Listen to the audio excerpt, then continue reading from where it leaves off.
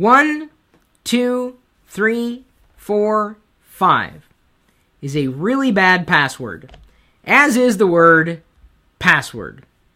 But apparently, this has not kept people from using passwords that are simply the word password. Please, don't be that person. And it's not too difficult when you set up a scheme for yourself to make a password secure and memorable. We all have different ways that we go about creating passwords for ourselves. Keeping track of all the passwords, I think, could be a challenge and a half. So, I don't know if you knew about this. There is a new method, or at least an up-and-coming method, something called Password Maker. Now, this is something you can access from just about any particular device to help you make passwords that could be memorable and track them with relative ease. And we all have different password trackers, at least I would hope.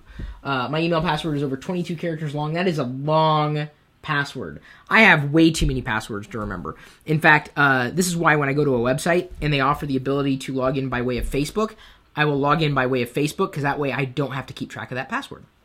And of course, then I keep track of my Facebook passwords, kind of like that one account to rule them all. Facebook's the closest thing I've found to, I guess, password nirvana as far as that goes. And I, keep the Facebook password as secure as I possibly can. I've been recently when I've gone to change passwords and update passwords. I have been stringing 4 random words together, and this is based on an XKCD comic. Considering an alphanumeric set to choose from, there are 62 possibilities. That means that the entropy is logarithmic log 2, 62, which is about 5.95 bits of entropy. Multiply that by 8 characters, you have 47.6 bits of entropy, which is more than XKCD's method. If you were to use 12 characters, there would be 70.1.4 bits of entropy. That means a 12-character alphanumeric password takes, let's see here, what is that? A ton times longer to crack than 4 random words. Even an 8-character alphanumeric password takes 8 times longer to crack than 4 random words. So this is essentially a better scheme than the one that I have been trying lately, and that is stringing 4 completely random words together. Why are you laughing at me? Because I don't understand math? I do understand what it is to have a safe password, though, or at least a secure one.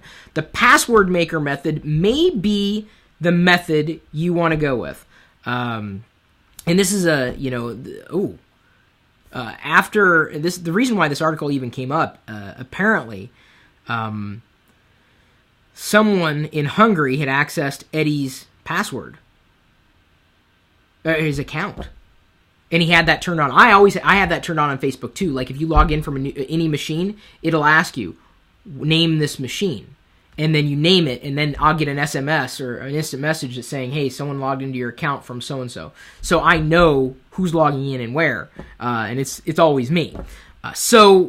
He went scouting around and learned about this, which is a Chrome extension. There's an Android application. There's also an iOS application. There's a JavaScript implementation of the Password Maker method.